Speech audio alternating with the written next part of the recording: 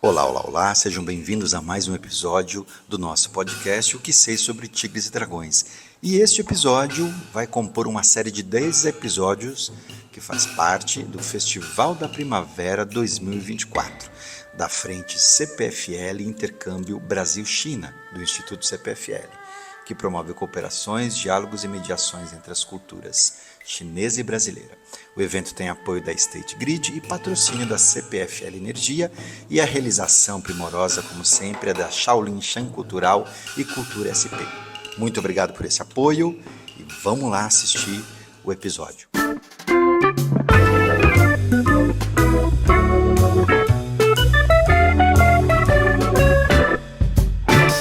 Olá, olá, olá, sejam bem-vindos a mais um episódio do nosso podcast O que Sei sobre Tigres e Dragões. E atendendo a muitos pedidos, a gente tem diversificado demais os convidados nessa quarta temporada, podemos chamar assim? Nossa, tá tipo... Não teve pausa? Não teve Várias pausa? temporadas. Não teve pausa, não tem temporada, né? Tem temporada, né? Enfim, nessa maratona de vídeos que você está recebendo na sua casa, no seu celular, na sua TV, Nos melhores seus tocadores, etc, podcast. etc. Lembrando, só deixa antes do Rômulo fazer um jabá aqui, esse episódio está dentro do Festival da Primavera 2024, que faz parte da frente CPFL Intercâmbio Brasil-China do Instituto CPFL, que promove cooperações e diálogos e mediações entre as culturas chinesas e brasileira. O evento tem apoio da State Grid e patrocínio da CPFL Energia, e a realização é da Shaolin Shan Cultural e Cultura SP.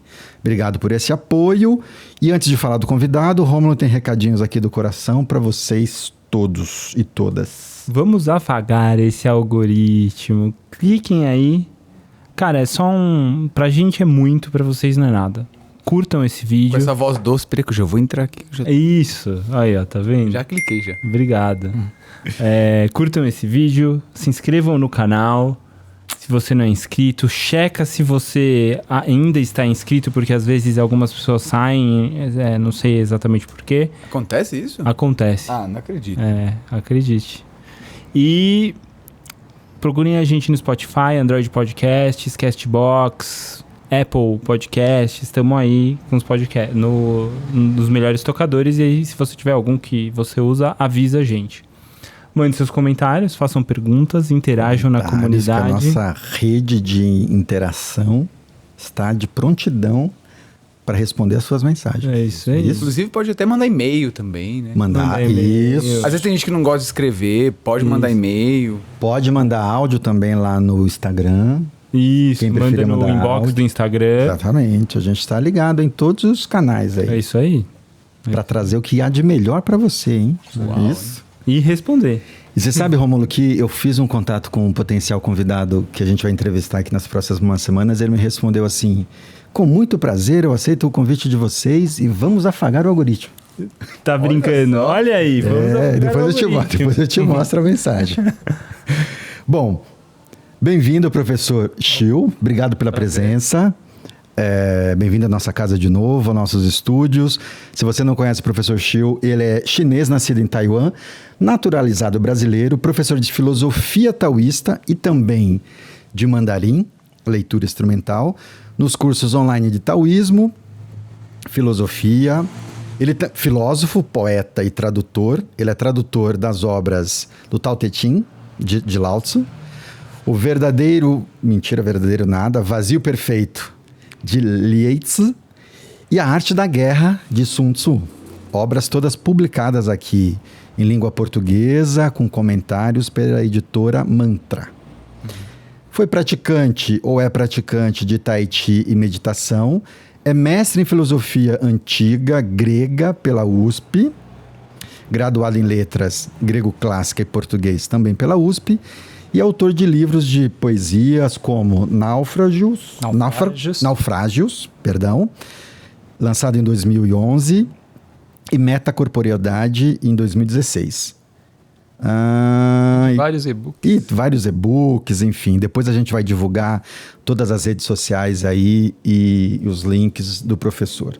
Muito obrigado pela sua presença, professor. Alegria te reencontrar. Opa. Depois de bastante tempo aqui sem a gente conversar. Bom... Gil, Ei. Esse aqui é um episódio único? Não. Vamos fazer 2 episódios, porque eu tenho certeza que o assunto vai render aqui. Ainda mais quando a gente tem a oportunidade de encontrar um filósofo. Isso significa que o papo vai, muito longe. Então, certamente você vai assistir esse primeiro episódio e, na sequência, vai ter um episódio 2 aqui com o professor Shil. Tá bom? Quem quer começar? Eu posso começar. Eu tenho uma dúvida. O seu trabalho de poesia... É uma curiosidade, antes da gente entrar aqui no nosso métier. Você acha que você classificaria ele mais como uma poesia ocidental? Ou tem muita influência oriental? Ou você entende ele como uma poesia oriental? Eu entendo a poesia como uma expressão do nosso corpo. Então, desde adolescente, eu escrevi poemas viscerais. Minhas influências, aí talvez essa sua pergunta sugerisse isso, seria, né, como que é a sua poesia em termos de estilo, características e dicção. E eu diria que a boa parte dos livros que eu li de poesia e que me influenciaram, eu não, sem dúvida nenhuma, tenho que falar sobre isso. Tem gente que fala, não quero falar de influências, tal, não tenho isso não. É ocidental. Então, eu li Rimbaud, Mallarmé. Então, toda essa parte ocidental mesmo influenciou profundamente, viu? Então, a poesia minha, então, ela tem esse lado ocidental. Agora, como a poesia lida com a intuição, né? Essa coisa dos sonhos, né? Então, eu tenho momentos que lembram haikais, então poemas mais curtos. Os poemas meus mais longos lembram muito, assim, surrealismo, né? Entende? Então, é o fluxo do inconsciente. É um encontro interessante também, né? Porque dá pra... A forma é ocidental, mas também pode ter um pensamento oriental no contexto, né? Por exemplo, tem um naufrágio que eu escrevi: os cais de Macau são lama podre, faiscando coágulos. A vida arrastada entre a lua e a poça. E aí, eu não lembro o finalzinho agora, mas você vê que eu já falei, o poema não estava preparado. Então, esse poema pequeno lembra aqueles poemas do Li Po, né, chinês. Lembra os do Basho, né, japonês. E não sei se tem a ver, mas eu já vou falando, né? Pode falar? Mas deixa eu te perguntar uma coisa. Quando você fala do Li Po, que esse teu poema lembra o Li Po, você já tinha... essa referência dele, você já tinha encontrado ele? Ou depois que você escreveu que a tua reconexão... Porque eu li, não sei se eu li algo sobre você, ou se eu assisti em algum outro podcast, que o teu encontro com a tua ancestralidade se dá não na tua infância, né? Você vai se reconectar à tua ancestralidade chinesa um pouco depois, né? Já ali mais jovem, já acho que adulto, nessa talvez. Viagem que eu falei para vocês, que eu fui em Taiwan em 2014. E quando eu cheguei lá, eu estava trabalhando já como intérprete de mandarim aqui no Brasil, né? Mas quando eu cheguei lá, e como eu vi tudo que era ideograma em Taiwan, aí deu um giro de 360 graus, assim. Quando eu encontrei o meu tio, né? Que era amigo... Na verdade, não era meu tio, era tio de adoção, né? Assim. Aí eu tive uma experiência de reconexão, como você está colocando. Né? Legal. E essa questão desse exemplo que você citou, dessa poesia mais curtinha, ser parecida com esse... Então, na verdade, assim, eu não tinha referência do Li Po. Quem falou pra mim foi o Piva, né? Que falou, você já leu o livro? Não sei se você já conhece o Roberto Piva. É um poeta brasileiro e tal, importante. Sim. E aí ele falou, olha, Shil, vamos publicar seus poemas aí, né? Que eu não era conhecido, né? Aí, beleza. Aí ele falou que ia escrever um prefácio. Poxa, do Piva, né, ainda? Roberto Piva. Ele está na estatura do do Paulo Leminski, do Chacal, da Alice Ruiz... E um monte de gente importante, né? Bom, aí foi legal. Aí ele falou pra mim, eu fui atrás, né? Ele que já foi meu professor, né? Tudo e tal.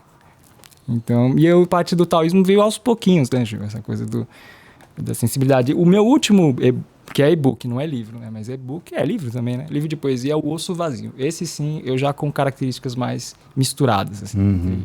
É aquilo que eu exploro que eu já explorava, né? Do corpo, do surrealismo, com a poesia mais oriental. das minhas leituras. Legal. Eu queria que você falasse um pouco mais, Shil, dessa... Primeiro que você falasse, vamos dar um passinho para trás, que você falasse um pouco da tua família. Quando é que você chega aqui no Brasil? Com que idade? Eu sei que você é naturalizado brasileiro, mas nascido em Taiwan.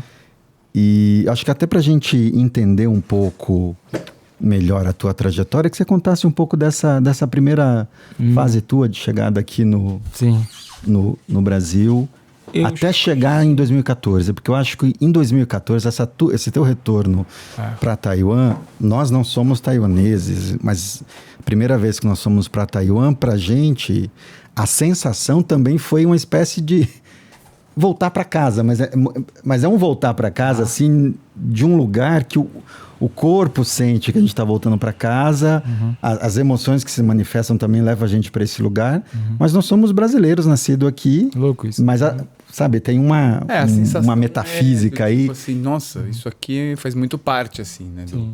Do cotidiano. É familiar, né? Tem não sei. Sim, eu senti esse acolhimento quando eu cheguei em 2014. Mas como eu tive vagas lembranças da minha infância, porque minha família veio de Taiwan. Aí meus pais foram para Hong Kong, Macau e China. Assim, tudo muito rápido. Eles estavam, digamos, fugindo de um conflito familiar. Problemas que uma criança mal entenderia por quê, nem saberia por que está saindo. Ao chegar no Brasil, eu já estava com 5 anos, né? Então, em 1982 eu nasci. Então, 1987. Eu já estava aqui no Brasil, em São Paulo. Aí nós moramos em alguns bairros, né? Aqui em São Paulo. E aí, essa coisa, eu refletindo sobre a ancestralidade, eu tive um problema também com a minha autoidentidade chinesa, né? Então, eu enquanto eu era pequeno, eu estudava em escola brasileira, né? Na primeira série, desde a primeira série. Aí eu fazia curso de chinês numa comunidade lá na Santa Justina. Também fiz em várias escolas de comunidade chinesa, taiwanesa. Chinês, né? E em casa a gente sempre falou mandarim, ainda bem. Meu pai fala, não, porque você sabe, né? Tem crianças que vão só falar taiwanês. Aí quando vai crescer não sabe falar chinês. Sim. Né? E o que é importante, digamos assim, no mundo, né? Hoje é a língua oficial mandarim, né? Putonghua, né? Zhongwen. Hanyi. Então é esse chinês que é importante, que eu aprendi em casa, falando com meus pais. Só que eu precisava também estudar. Como eu estava falando da questão da identidade, eu comecei a ter minha negação em relação a isso. Eu queria me afirmar como brasileiro. E a tua negação, hoje você tem o entendimento do porquê da negação? Então, eu não fiz uma psicanálise assim sobre isso, mas depois o que aconteceu? Quando eu entrei na universidade da USP, aos já 17 anos, eu falei para meus pais, deixa eu te contar um caso, né? Sim, fica à vontade. Eu entrei e falei, olha, pai, mãe, eu não vou mais estudar mandarim. Aí, não, como assim? Não pode? Chinês vai ser a língua do futuro? Já naquela época eles sabiam disso pro meu futuro, né? Mas eu tava na letras, eu já tava... Veja bem, meus pais são de uma família tradicional conservadora, né? E aos 14 anos, ao conhecer um poeta tão ousado e tão transgressivo como Roberto Pive e o Cláudio Willer, que trouxeram beatnik, a influência dos beats, do surrealismo francês, e também da poesia brasileira, que eles têm também bastante. Então eu tava nesse bojo, sabe? Nesse turbilhão, nesse furacão aí, né? E aí, minha família conservadora, enfim. Então, eu queria me afirmar como brasileiro, né? Como identidade brasileira. Até eu falava, mãe, eu não quero ficar falando chinês com você. Entendeu? Brigava até. Eu acho que vocês tinham que aprender também português mais. E eles também tiveram dificuldade de adaptação cultural. De forma que, quando o tempo foi passando, eu me formei, graduei-me, né, na USP, Letras, Filosofia. Quando chega um determinado momento em que eu fui chamado para traduzir intérprete de mandarim, deu um chute, assim. Falei, legal, né, ver a questão do dinheiro. Eu tô sendo sincero mesmo, porque eu falei, olha, que legal eu trabalhar como intérprete, ganhando bem e fazendo uma coisa útil para os chineses e para os brasileiros. Né? É um trabalho suave, tranquilo. Não é suave, né? Mas é trabalhoso. Então eu ia nas fábricas, ia traduzir nos chineses e tal. Isso você estava com uns 20 e tantos. Isso, já depois de 20 da faculdade, Depois da faculdade, graduação, 22, 23 já. Uhum. Eu já tinha feito mestrado, então um pouquinho mais. Um pouco mais. Aí eu falei, então eu preciso voltar a estudar chinês. Aí eu peguei de novo, né, as cartilhas, os livros didáticos e falei, beleza, vou estudar. Motivação? Tinha nenhuma, a não ser o dinheiro.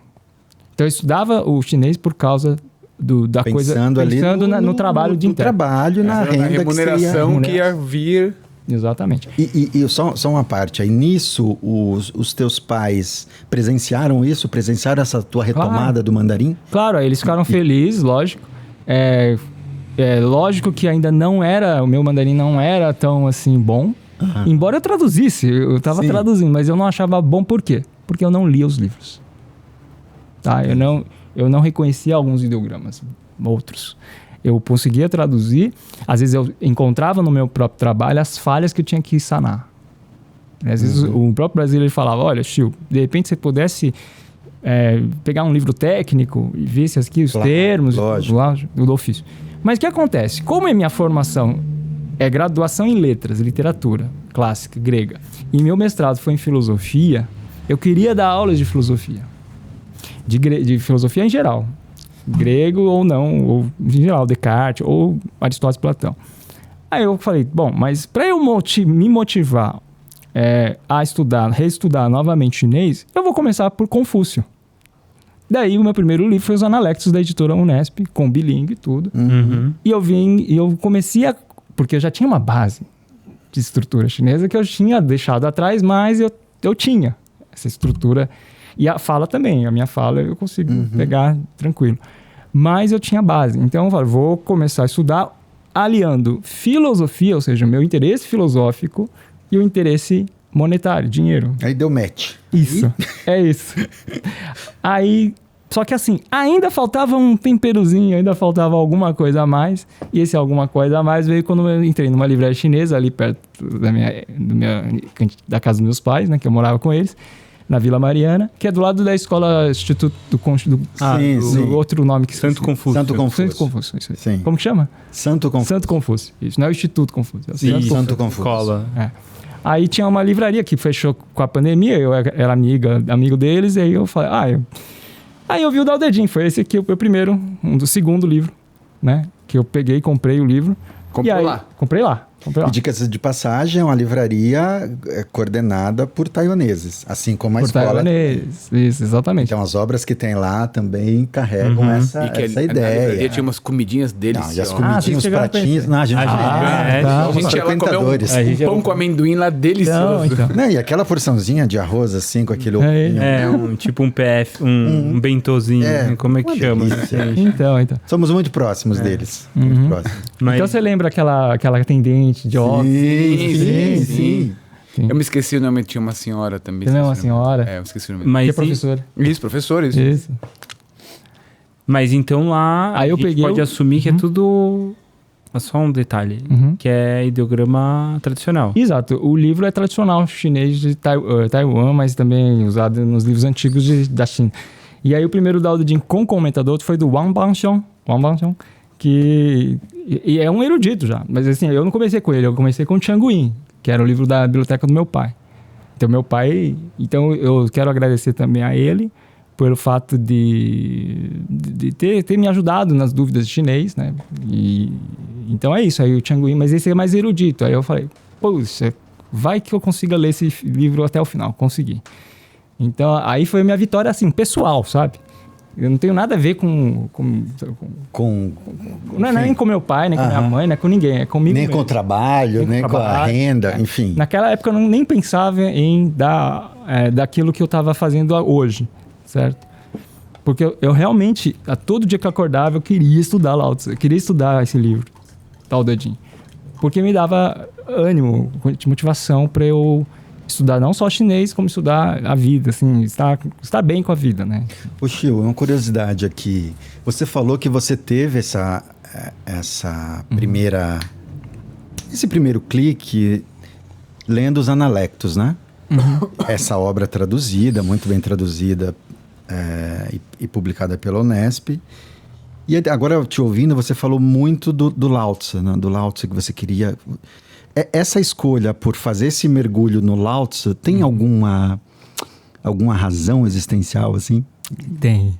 Queria que você falasse. Porque se você começou pelo Confúcio, a gente aqui gosta muito de Confúcio, gosta muito de Lao Tzu.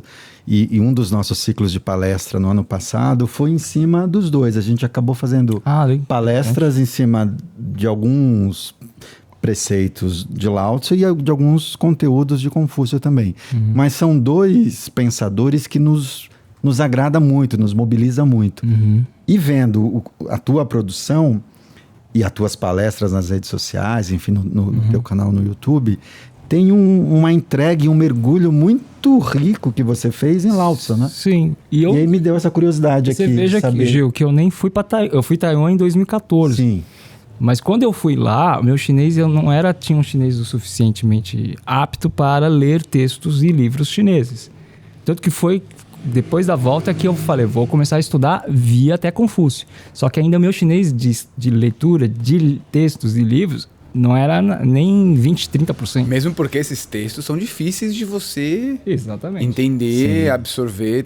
Tem métrica, estrutura, tudo. E só explicar pro pessoal aí, tem o chinês antigo e o chinês atual, moderno. Então, o próprio chinês falante atual, ele não... Se você ler o Dao De Jing no original, ele não vai saber. Essa tradução que eu traduzi, 2017, fiz lá no lançamento, lá no Centro Cultural de Taipei, no Hakka, né? Então, por exemplo, você fala assim, Dao ke Dao, fei chang Dao, Ming ke Ming, fei chang Ming, Wu Ming tian di zhi shi, You wan wu zhi mu, Gu chang wu yu yi guan qi jiao, Chang you yu yi guan qi... desculpa. Gu chang wu yu yi guan qi miao, Chang you yu yi guan qi jiao, 此两者同出而异名，同谓之玄，玄之又玄，众妙之门。Isso aqui, esse texto é antigo. Então, se você ler para o chinês atual, o falante moderno, ele vai ter problemas de entendimento. Então, o próprio chinês, professor da Universidade X, Y, ele vai ter que traduzir isso para os chineses atuais. Para o atual. Isso, na língua chinesa atual, para que eles entendam. Mas por isso que a gente... Desculpa, claro, por isso que a gente, quando vai assistir alguns documentários em língua chinesa, sempre tem uma legenda, né? Não sempre, mas boa parte. Quando a gente vai assistir, tá em Taiwan, tá na China assistindo algum programa de TV, tem lá a pessoa falando, mas sempre tem... Se é um texto antigo, tem que ter uma tradução. Uma espécie de tradução, né? Aí você imagina que quando chega no Brasil, ou na Argentina, ou qualquer país da América Latina, você vai passar por tradução da tradução. Então, você vai ter que os caras traduzem do francês, que o francês traduziu do chinês. Sim. Ou traduzido do inglês. Agora, se fazer direto a tradução, que foi a minha proposta, que é do Cinedino também, da editora Unesp, e temos que agradecer também ao Cinedino. Demais, é incrível, né? Incrível. Então, aí você tem essa tradução direta que ela é... E aí, eu não sei se você conhece o Alberto Marcicano. Então, ele é um citarista, tradutor, filósofo, e um dos maiores citaristas do Brasil, falecido, 2011, 12, 13... 12, ele faleceu em 12. Acho que, não estou me enganando, porque eu conheci ele bem cedo, porque eu era adolescente na época do Piva, quando eu tinha 14 anos eu conheci ele. E ele baixou os trilhas não sei o que do Confim, na editora Iluminuras, e ele, no dia do lançamento do meu Numa Frase, ele falou, Xiu, preciso fazer um livro aí de poesia chinesa clássica, porque ele conheceu meu pai também no lançamento, né? Podemos fazer e tal, né? Ele tava super assim, tava bebendo cerveja e tudo, assim. Eu falei, pode, velho, vamos pensar. Eu já fiz o japonês com fulano e tal, fiz o coreano, só falta chinês da Tier 3, né? Eu falei, sorrindo assim pra ele, eu falei, por que não, né? Aí ele começou a ir lá em casa. Então, aí foi que eu aprendi com esse cara, que é muito mais velho que eu, essa coisa do tradutor. Que não é só traduzir. Então, traduzir não é só traduzir o texto, por mais conhecimento da língua chinesa que você tenha, né? Você também precisa ter... Uma interpretação, e também uma sensibilidade para aquele autor, do Lao Tzu, no caso, ou do Lietze, ou mesmo de um, sei lá, se você traduzir um mestre, qual é o tom de voz dele ali, entendeu? Então, você tem que estar muito conectado né, para fazer uma tradução. Assim. Por exemplo, ó. Não, fala. Sabe o que eu queria entender? Quando você fala do chinês mais arcaico, né? Pra gente é meio difícil de entender. Porque não é uma palavra, né? Se fosse a gente em português, tem palavra. Antigamente se falava essa palavra assim, se escrevia farmácia com PH. É do que a gente tá falando? Eu não, assim, então, é sonoridade? Isso, eu vou explicar pra você. Algumas palavras, eu mesmo, vamos supor, quando eu nem conhecia o chinês antigo, eu falei, quando eu peguei esse Dao De Jing nessa livraria chinesa, lá na Vila Mariana, na Joaquim Távora, que era na mesma rua onde eu morava, eu falei assim, peraí, mas man, a palavra man é porta, porta de todos os mistérios. Sim. Então tá lá, man. Ok, mas eu não conheço a palavra miau em chinês, eu não conhecia. Falei, poxa coisa, eu estudei chinês essa escola toda aí pra não saber o que é miau. Uma única palavra? Putz, uma única palavra. E em português vocês conhecem? Mistério, misterioso, místico, etc. Zhong, o que é zhong? Também não sabia, porque eu era ruim lá. Eu fazia uma vez no domingo, né? Na escola de Santa Sustina. Então eu falei, peraí. Aí o que acontece? Uma palavra que eu sabia, man, eu falei, não, man continua man no atual, como estava lá no antigo. Mas o miau também, zhong também. Então, na verdade, algumas palavras são as mesmas há 5.000 anos daqui, né? Mais ou menos. Não, 5.000. Não. 2.600. 2.600. Antes daqui. Que é o tempo de Lao Tzu e de Confúcio, né?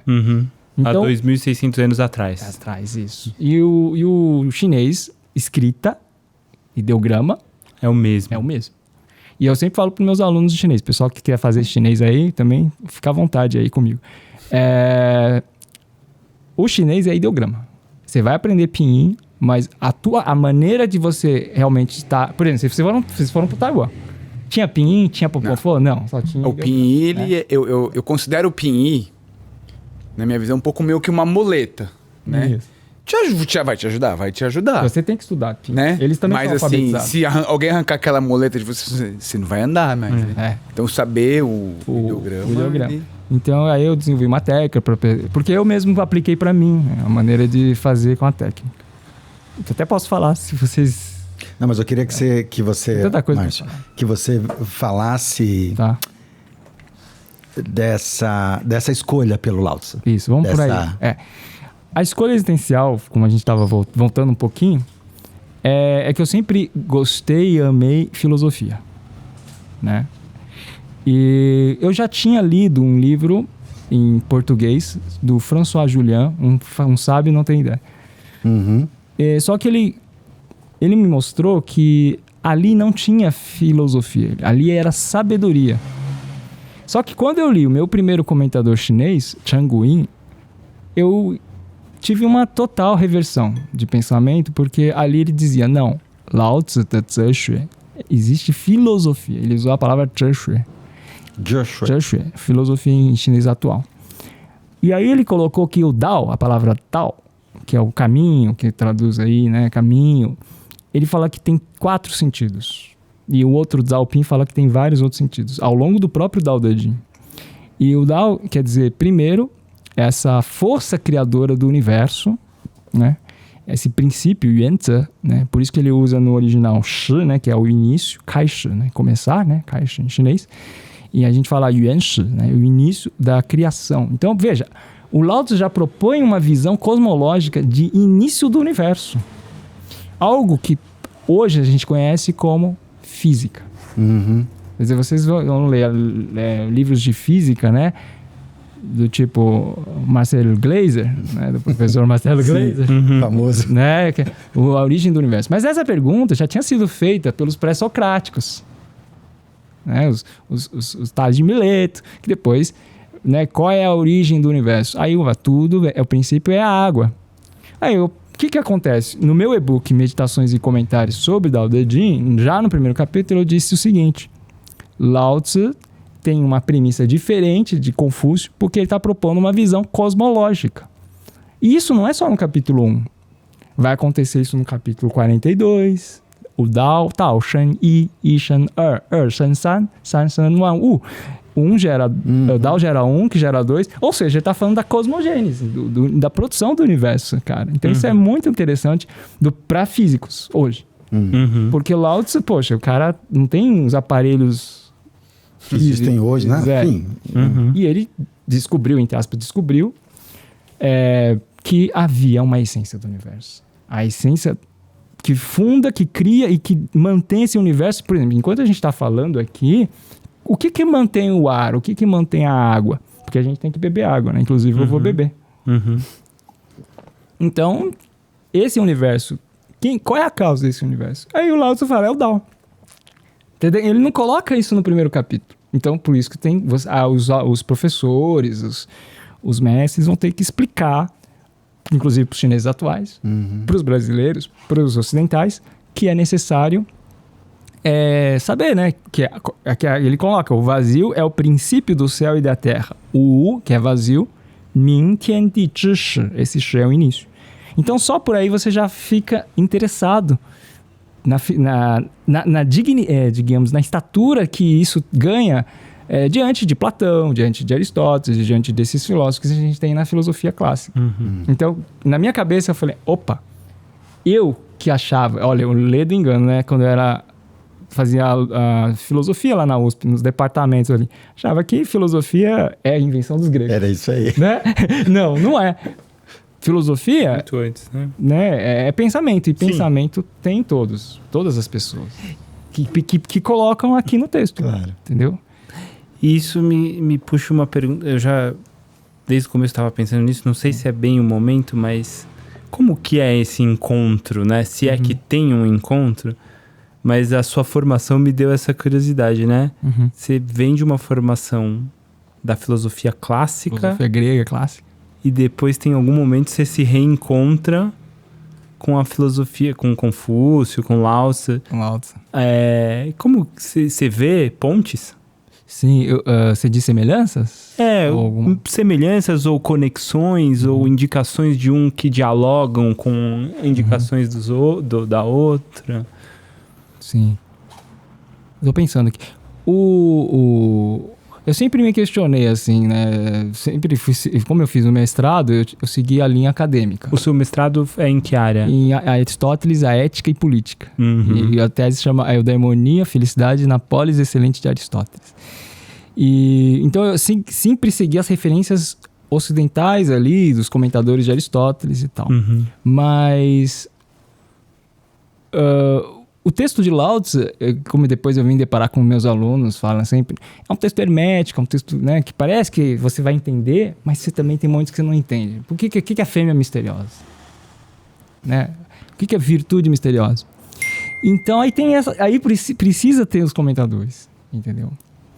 E não é questão de você querer ou não erudição, porque inclusive eu não me considero erudito, né? Porque eu acho que erudito é aquela pessoa que, sei lá, acumula, né, conhecimentos. Eu acho que como você estava falando, como é que vem essa conexão? Então, não sei se eu vou conseguir respondê-lo. Eu também estou pensando nisso.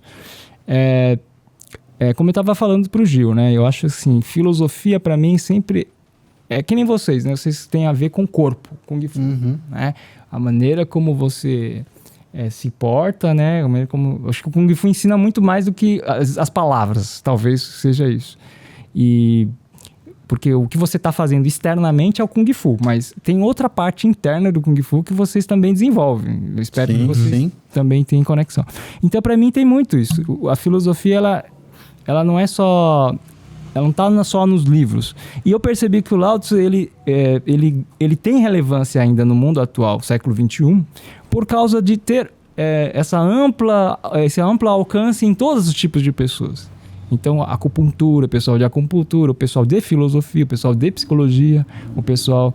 Às vezes, dona de casa, né? A pessoa vai se deparar com esse livro, né? E esse livro, por exemplo, eu poderia ler o primeiro capítulo. Ele diz assim, no constante vazio sem desejo. Não, eu vou ler do começo. O Dao que se pode falar não é o Dao constante. O nome que se pode nomear não é o nome constante. O vazio é o princípio do céu e da terra. A existência é a mãe de todos os seres. Portanto, no constante vazio sem desejo se contempla o mistério. Na constante existência com desejo se contemplam os vestígios. Embora com nomes distintos, ambos se originam do mesmo princípio, mistério pleno de mistérios, portal de todos os prodígios. E, na forma como o texto está escrito, você fala, bom, o cara está falando do céu, da terra, do vazio, né? Assim, estou falando do vulgo leigo, que eu também era, tá? Aí, não, mistério, o vazio deve ter a ver com alguma coisa. O que é isso, né? Então, mistério, portal de todos os mistérios. Aí você vai lá no Changuin, ou vai no Wanbang, ele vai falar, 无就是什么？就是我们心灵可以化解我们的人为造作。É o estado onde nós podemos dissolver a artificialidade humana para entrar nesse estado do vazio. Opa, isso me interessa, entendeu? Quer dizer, isso é uma prática da meditação. Vocês fazem, se vocês souberem um pouquinho de meditação, se o público, a gente pode entrar nesse tópico, o tópico da meditação. Só que é o que eu falo, vazio não é nada, né? Rômulo, então, o Márcio, o vazio não é um nada, porque a gente poderia falar, vazio, sala vazia. Não, porque aí que eu falo que é preciso os comentadores, né? Não para você ser erudito, mas para você entender que o Lao Tzu está falando, principalmente, de um estado onde você possa alcançar a naturalidade, Ziran, que é o estado, tanto que tem a ver com o Tai Chi, porque como você consegue o seu Tai Chi? Porque você vai fazer o Tai Chi, você tem um movimento que você aprendeu com professores, ou, né? Ou não sei como você aprendeu, mas não importa. O que é importante é que você depois desenvolva o seu Tai Chi ziranta, de maneira natural. Ziranta, advérbio, né? Naturalmente. Então o vazio tem esse sentido de meditação, onde você chega a deixar de lado toda a artificialidade humana. Aí contextualizando, o Lao Tzu nasceu numa época em que as pessoas começaram a criar umas formalidades muito intensamente constrangedoras. Entende? E aí o pessoal começou a ficar artificial. Que é Renwei Zhaozu, essa palavra em chinês. Muito bom isso, viu? Você falou do Tai Chi. Um dos princípios do Tai Chi, eu acho que também vale para o Kung Fu, tem a ver com naturalidade. Uma das coisas que os mestres falam é naturalidade é um dos princípios. Então, às vezes o aluno pergunta assim, professor, a respiração, como é que eu tenho que respirar? Isso. Eu tenho que ficar pensando em que horas que o ar entra, que hora que o ar sai? A resposta que o mestre vai dar é deixa a respiração natural. Encontre um fluxo de respiração que você manifesta a respiração da forma mais natural possível. Mas eu queria voltar numa outra coisa aqui. Posso só fazer um comentário? A gente tem a gente sofre um pouco por ocidentalismo demais. Por ser ocidental, que às vezes tem, nesse momento, às vezes tem uma pergunta assim, não, mas a mão é aqui ou é aqui? E o mestre, ele não responde se é aqui ou é aqui. Ele só repete o movimento. Daí você fala, não entendi de novo. Porque talvez não seja nem aqui nem ali, é o seu natural. Mas é que a gente, eu acho que no Ocidente, acho que a gente enxerga muito um quadrado fechado, né? A mão tem que ser aqui nessa posição e eu preciso respirar X vezes na hora que eu solto um golpe. Eu tenho que entender isso. Isso. Então a gente pensa disso. Mecanicamente, né? Tem uma instrumentalização. Eu acho que a cabeça do oriental, né, baseado nos nossos mestres, é muito tipo, o que você tá falando? Pensar nisso? Não. Treina aí, coisa, vai respirando, vai fazendo o movimento, vai lendo, porque cada dia que você lê, você vai ter uma outra interpretação. Exato. E é a prática, né? Então, assim, prática, por exemplo, você falou de imitar. A professora Laís, que é a minha professora de Tai Chi, eu aprendi toda a sequência rápida. Aí ela falou, nossa, tem facilidade. Claro, assim como o brasileiro tem facilidade de jogar futebol, fazer os dribles, o chinês não tem. Tanto que eu só joguei quando eu era adolescente, joguei como goleiro. Era bom no goleiro. Mas de Tai Chi mesmo, então eu sou bom. Mas de futebol. Você entende? É isso, porque os ocidentais querem saber o porquê. Por que agora tá aqui? Por que tá aqui? Não tá errado. Eu acho que tem... O meu sonho, inclusive, falei ontem para meu aluno, é que juntar as duas coisas.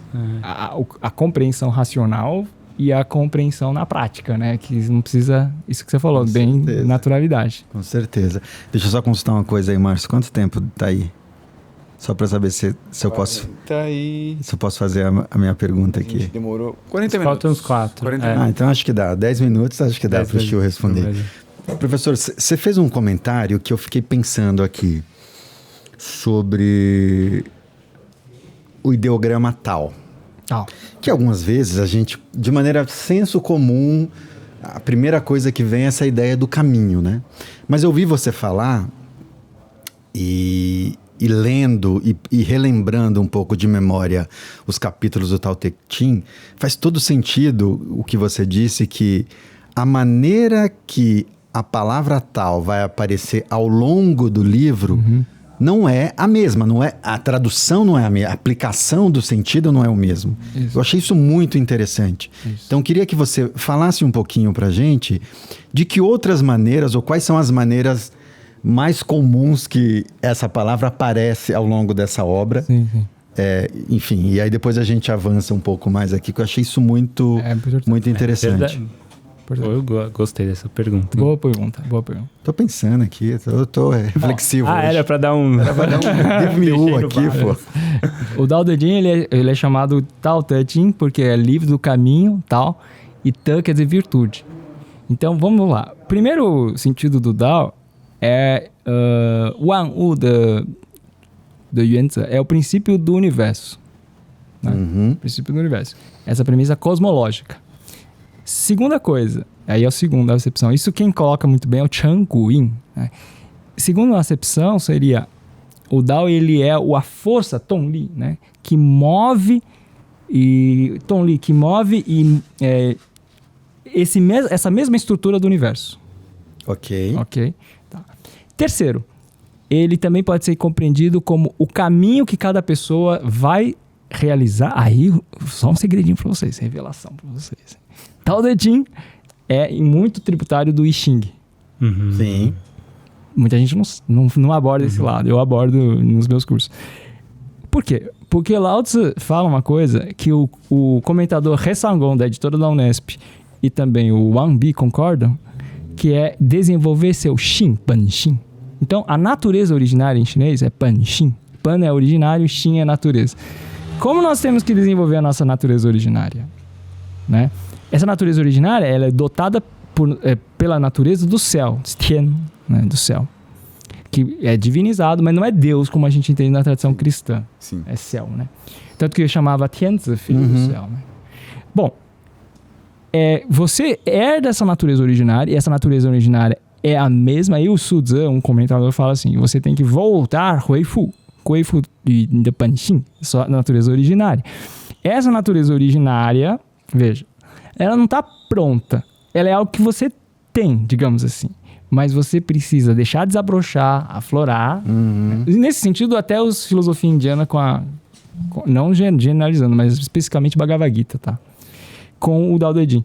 Porque existe essa essência indestrutível, imortal, eterna. Está em todos, está no Romulo, está em você, tá? E ela está aqui, e ela é o capítulo que o Lao Tzu fala assim, retornar à raiz é o silêncio. Retornar ao silêncio é o destino. Que ali eu traduzi como destino, algumas pessoas traduzem como min, né, destino, e algumas... só que assim, toda tradução deveria ter notas, ter os comentários. Por isso que eu escrevi o e-book Meditações e Comentários sobre o Tao Te Ching, que ali eu explico que esse min quer dizer Xin, quer dizer, o destino é a sua vida, a sua natureza originária, que você vai precisar caminhar, ou seja, entrar no teu processo de descoberta de autoconhecimento, que aí pode envolver Tai Chi, pode envolver meditação budista, inclusive tem taoísta budista. Né? Pessoal que sabe que houve uma época na China, na dinastia Tang, que funde-se mesmo. E essa parte eu gosto muito mesmo. Eu gosto mais das semelhanças do que das diferenças. Eu sei que tem as diferenças também. Mas então é isso. Aí o que acontece é isso. Essa compreensão do caminho e do caminhar, processo. Outra palavra, outro sentido importante do Tao. Do caminho, do caminhar, do caminhante. Isso, caminhante, caminhar, tudo isso é do caminho. Tem outra coisa. Por exemplo, no Vazio Perfeito, que eu trouxe para vocês também, aqui, ó, tem uma história que ele fala assim, qual é o seu Dao? Né? Por exemplo, num capítulo que tem o Confúcio lá, eu vou contar para vocês a história. O Confúcio, ele está contemplando lá as cascatas de Luliang, né? E aí tem crocodilos e peixes, é uma cascata, é uma cachoeira. Aí ele viu um indivíduo ali nadando. Ele falou, como assim um indivíduo nadando no meio de crocodilos, né? Aí ele, apavorado, ele chama o discípulo e fala, vai lá para salvar ele. Aí ele vê que o indivíduo tá nadando tranquilo e vai chegar rapidinho já perto. Aí ele se espantado, né? Fala, eu achava que você ia morrer. Como assim? Aí ele pergunta, qual é seu método? Que eu traduzi método. Então, tal também quer dizer método. Uhum. Qual é o seu Dao? Quer dizer, qual é o seu método de você alcançar, por exemplo, vocês fazem Kung Fu, né? Você faz Kung Fu, né, professor, né? Então, qual é o Tao do seu Kung Fu? Então, pode ser usado também esse termo. Então, o Dao do sábio, Shanren, está aqui presente. Por isso que o Lao Tzu também quer ensinar o modo de agir do sábio. Então, nesse sentido do método, como ele faz, né? O cozinheiro que faz uma boa comida. Talvez mais no sentido de percurso, né? Qual é o percurso como você percorre esse percurso? Percorre. Até, por exemplo, como é que uma pessoa canta, né? Mas é muito maluco pensar qual é o percurso, e ouvindo o professor Shil me leva a pensar assim, não só no qual é o percurso, mas como é que você faz, que método você usa para fazer o percurso. Para encontrar esse percurso. Mas isso é tão Tem essa dialética, assim, porque não é... Eu fui para um lugar aqui agora que, por exemplo, quando você fala dessa tradução do Tao como método, né? Como talvez metodologia, que cada um talvez enxergue de uma maneira. Então, os dois, de repente, têm o mesmo Tai Chi. Os dois ensinam o mesmo estilo Shen, igualzinho. Ensinam mesmo. Só que o método Taos diferentes. dele Taos diferentes. vai me atingir diferente do que o dele para mim. Tá. Eu fui para esse lugar, entendeu? Não especificamente de uma técnica em si, mas do método. Então, acho que... da ressonância que o método vai ter sobre você. Eu não quero mudar de assunto, mas eu quero fazer uma pergunta para vocês três. Sobre esse assunto. Vocês contaram aqui sobre o primeiro retorno de vocês a Taiwan. E sobre o que vocês sentiram no corpo. Eu me senti taiwanês agora, o retorno. A primeira ida ou o retorno. Não, tá bom o retorno, tá bom, gostei. Porque a minha pergunta é essa, vocês acham que esse sentir no corpo tá conectado, como você traduziu essa essência? É Panxin, natureza originária. Por que não essência? Poderia ser essência? Então vou usar a essência. Essência. Vocês natureza acham originária me parece mais filosófica, né? Eu gostei muito, achei muito legal essa tradução. Eu gosto da essência. Né? Tanto que a palavra Ti pode ser Panti, né? Essência. Panxin. Então, quando vocês chegaram em Taiwan, vocês sentiram no corpo algo. Eu senti. Seria isso um passo em direção? Sentir que vocês estavam dando um passo em direção nesse percurso em busca da natureza original, da essência? Em busca do nosso Panchi. Panchi. Assim, você um fato bem banal, mas nada é banal, assim. Primeiro saí do aeroporto, assim, o meu tio me levou, falou, vamos comer lá no... O que você quer comer? Eu falei, não sei o que eu quero comer. Tá bom, aí pode ser aqui? Tá, entramos. Aí tudo em chinês, né? Era um boteco. Assim. Só que vendia macarrão. Aí já tava na televisão com o cara lá, falando não sei o quê. E o cara aqui do lado, eles falam chinês aqui, não tava entendendo chinês, né? Aí comendo macarrão, né, chinês. É o primeiro dia que eu cheguei em Taiwan, né? Depois de quando eu era pequenininho. E eu, na verdade, eu queria fazer uma performance, né? Esse meu lado artista. Depois eu cheguei a fazer algumas performances na rua lá, sem pretensão nenhuma, assim, mas ao mesmo tempo querendo registrar, como a gente tá registrando aqui com câmera. Então eu fui sentindo isso, naturalmente. Eu comecei a sentir que eu andava nas ruas. Foi um grupo de pessoas que... Não sei se você foi em grupo. Você foi em grupo? Dupla. Trio. Dupla. Dupla. É um grupo. Um grupo de dois. Então, e aí você conheceu outras pessoas. Sim. Aí depois a gente se juntou ao grupo do nosso Shifu. Então, aí você falava inglês. Xinglês. Inglês misturado. Espanhol. Puxa inglês. Sinal, língua de sinal. Então, é por isso. E aí, de repente, vocês começaram a ouvir alguém falando em chinês, traduzindo do inglês. Eu falo, poxa, mas a maneira de ver do chinês é essa, né? Então, eu senti o meu lado chinês mais presente, porque eu já estava em casa. Quando meus pais têm, o que eu te falei, eu tinha esse problema de identidade. Mas com o Lao Tzu, ele foi me mostrando, não, a língua chinesa é belíssima. Se você lê no chinês, no original, e também no Wanbanxiong, né? Aí eu comecei a ver mais vídeos, né? Pra melhorar o meu chinês. E aí foi isso, você vai encontrando pessoas, né? Eu acho que é muito legal. Eu me senti chinês, assim, em Taiwan, né? Ah, eu também. E você? Taiwanês. Me sinto até hoje. Não, porque você está falando da linguagem verbal, mas eles têm a linguagem corporal Assim, eu vou te falar que desde pequenos também, né? Desde muito jovens. Então, na primeira vez que eu tava indo, um colega falou assim, no avião, falou assim, dá uma olhada pra baixo e olha o mapa. A gente tava sobrevoando a muralha, assim, né? A muralha. Sobrevoando. Porque tava a gente passando pela China, né? E foi bem na hora que tava... E deu pra ver a muralha. e no mapa tinha lá, né? No mapinha na tela, né? Naquela hora, tipo, deu um... Tá. Deu um negócio... Caramba, eu tô voltando. Foi bem isso, assim, entendeu? E as montanhas? É, Então sim. aquela dimensão das montanhas, aquele Mas ar. respondendo a pergunta do Rômulo, é uma sensação que... Cara, realmente parecia que eu tava em casa, assim, sabe? Vocês perceberam uma coisa? Em cada esquina tinha templos. Ah, sim, muito. Então eu entrava lá. Muito. Eu senti muito isso. Tá? Muito. Principalmente em Tainan, né, Gil? Em Tainan tem muito. Assim, não sei se você foi pra Tainan, Sim. mas assim, tinha muito. E a gente andava... vários lugares que eu esqueci, porque era trupe, né? E a gente andava lá nas ruas, Vários até lugares. pra lá, e, né, nas ruazinhas, era falando bom dia pro cara que vendia fruta lá, pegando o pãozinho, né? Cara, parecia que você já era dali, assim. E ninguém te olhava do tipo assim, ó, os estrangeiros andando.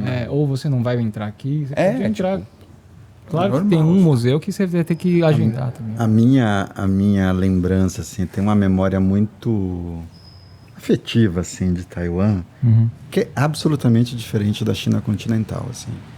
Para mim, Taiwan tem alguns lugares que a gente ficou e andou, como tem essa liberdade de manifestação filo-religiosa, né, religiosa sobretudo, tem muito cheiro de incenso nas ruas, né? Isso. Alguns bairros, porque toda casa tem um altar, um incensário na frente da casa. Então tem algumas ruas que a gente andava que era impregnado de incenso. Todas as ruas, não todas, mas uma rua ou outra, tinha templos pequenininhos mesmo. Templos numa esquina, na outra tinha outro, na outra tinha para Coin, tinha para Guancun, aí tinha para Confúcio. É algo assim, que você tá na rua, já exatamente, tá já está Tá perto da rua e do asfalto. que você podia visitar. Mas respondendo a pergunta do Rômulo, acho que a minha vai na linha do que o Márcio falou, dessa sensação de retorno para uma casa ou para um lugar muito, sei lá, sentir em casa. familiar. Mas acho que teve uma outra coisa que foi forte para mim, que é, de alguma maneira, ir para Taiwan e ir para a China me fez olhar mais para minha ancestralidade. Interessante. Para minha ancestralidade a partir do país que eu nasci, sabe? A partir de pensar mais nos meus pais, na minha relação com os povos originários do meu país, indígenas e etc, etc. Então, teve essa ressonância em mim. E muito curioso, né? Que foi a partir de uma outra, digamos assim, uma outra civilização, né? Uma outra... De um extremo oposto. De um extremo oposto. E me fascina, eu te falei que eu gosto de ouvir a língua, o taiwanês, porque em algum lugar ele me aproxima com línguas indígenas. Certo. Sabe, eu não conheço muito indígenas. Como eu morei um pouco ali pro Tapajós, me relacionei muito com os mundurucus, tem alguma coisa no jeito de falar que me remete a povos originários. E eu sei que Taiwan tem em algumas ilhotinhas ali ilhas menores Sim, do que a inclusive Ilha eu fui Grande, em algumas tribos lá. tem algumas tribos que são, enfim, Até tem uma indígenas. foto que eu coloquei o cocar. Os caras Exatamente. Eu tenho um fascínio. Eu quero muito voltar a Taiwan e ir num desses lugares para... do mar, né? Exatamente, para ver como é e pra A comer, tem a comida, né? comer, A música. exatamente. Então acho que teve isso para mim, assim. Então Sim. a gente tá falando aqui do próprio Yin Yang, né? Que lá no extremo oposto você encontrou...